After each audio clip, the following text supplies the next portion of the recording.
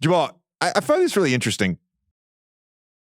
You came into the NBA, you get drafted.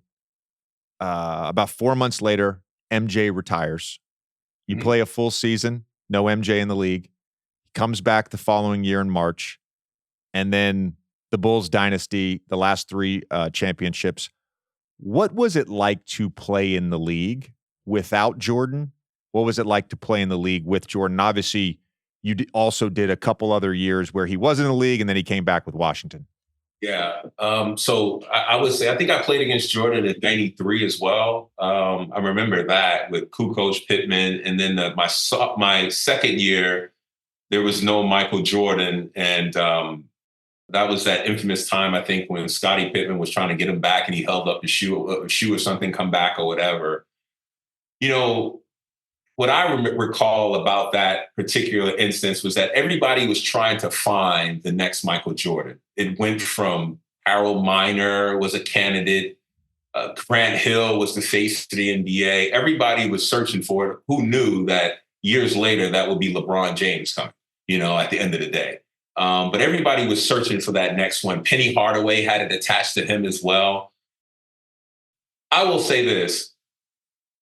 Michael Jordan, to me, I wasn't a huge fan growing up because as a basketball player, there were certain things that I didn't identify with because I couldn't do them. And I wasn't able to jump and have my arm over the rim. That wasn't who I was. So I was kind of, Michael Jordan's great. It's a highlight and all these different things. Phenomenal player.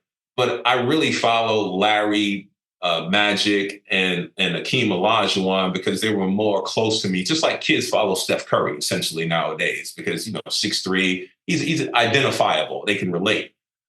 Michael Jordan, I will say, transitioned to NBA the same way that Magic and Bird did on the coattails of them because the media started to get more involved. And they were looking for somebody, and Michael Jordan was the obvious case. I mean, he wore a suit. He was phenomenal in the air. He was doing things that people haven't seen before. Well, they have seen before if you were a dedicated NBA person from David Thompson,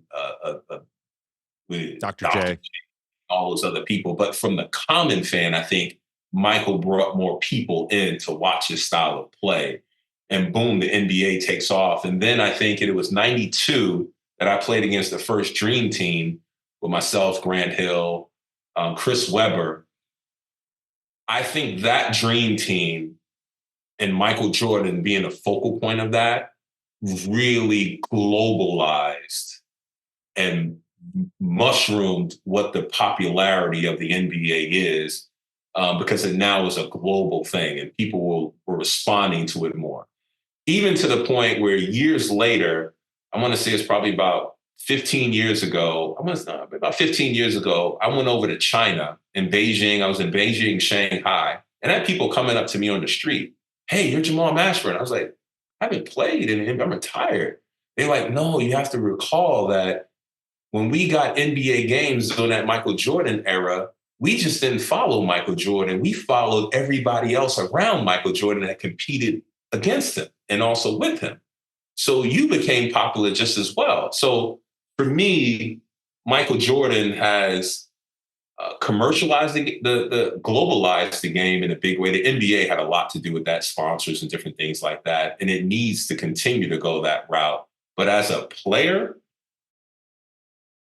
I had the fortune to play against Michael Jordan in his last All-Star game when he was a Wizard. And Mariah Carey sang and all these different things. She was wearing a Wizard's dress and everything like that. But I got a chance to spend time with Michael Jordan, and we played one-on-one. You know how you're before the layup line and different things like that. And I always knew Michael Jordan was great. But when I chatted with him and he was able to break down my game analytically, Jamal, you like to go left 80% of the time, pull up with the right hand and different things like that. But then he gave me a solution. Go right 2 or 3 times in the game, and then gave me a story. He said, Dr. J and Larry Bird passed something down to me to play the game within the game. And I said, well, what are you referencing? He was like, well, in the game, sometimes I'm not just going to score, it's how I'm going to score. So, Jamal, if you go right 2 or 3 times in the game and you make a pull up jump shot or right hand layup or whatever it is, you're balancing out your game. You're keeping the defense off balance. And this man went through every All-Star and chatted about what their strength and weaknesses off the top of his head. And I sat there and I was like, I thought I knew a lot about basketball, but he's on a different level from how he looks at it, scouts it, observes it, implements it. And that, I want to say probably 6 or 7 games after the All-Star break, I implemented that, scored 50 on the Memphis Grizzlies just by turning the other way. And he was like, and we saw him again playing the Wizards, and I think he had 40 or something, and I had 39. And he was like, damn, I gave you some stuff to think about and you implemented. I was like, yeah, I really appreciate it. But just his insight and knowledge of the game. I see LeBron in that same regard of being able to pass along information and being a student of it, but also being able to communicate it, teach it to others, and just not preach it, if that makes sense. So Michael Jordan to me is always going to be one of my favorites. That's a phenomenal story. And it's so interesting. Couple things there. It's so interesting that you lived through an era where everybody was talking about the next Jordan. And we're in that era right now where it's already like, who's the next face of the league? Steph and LeBron have a lot left in the tank, but certainly the latter few innings of their career. And then the other thing is like, it's so striking to me playing in the NBA for 15 years. The best players are the smartest players.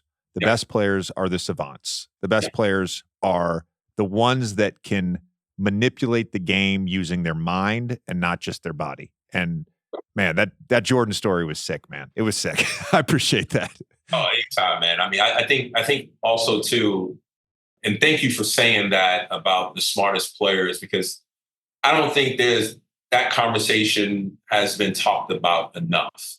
I think the education within the industry that some of these great players or even good players and how smart they are and how they go about their craft is not, it's been marginalized in a lot of ways, of that we're not thinking people or thinking human beings. We're more physical, but as you know, JJ, as you go up the ladder, it becomes less about the physicality. I mean, obviously there's the Shaquille O'Neals of the world and different things like that just are imposing. And another guy that I put in that category, Baron Davis at the point guard position. There was not much physically that he couldn't do, but still smart and still bright.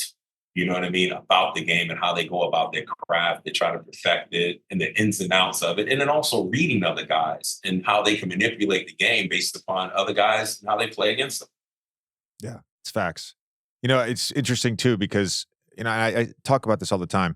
Like I was not a great athlete relative to the NBA, right? I'm a great athlete relative to the average human. If you were to like look at a graph and it's like with some anomalies and some outliers in terms of athleticism, it's a pretty straight line. If you were to sort of like put a plot on every NBA player, it's a very different looking graph if you were to plot basketball intelligence. Correct. And the way certain people think the game and manipulate the game.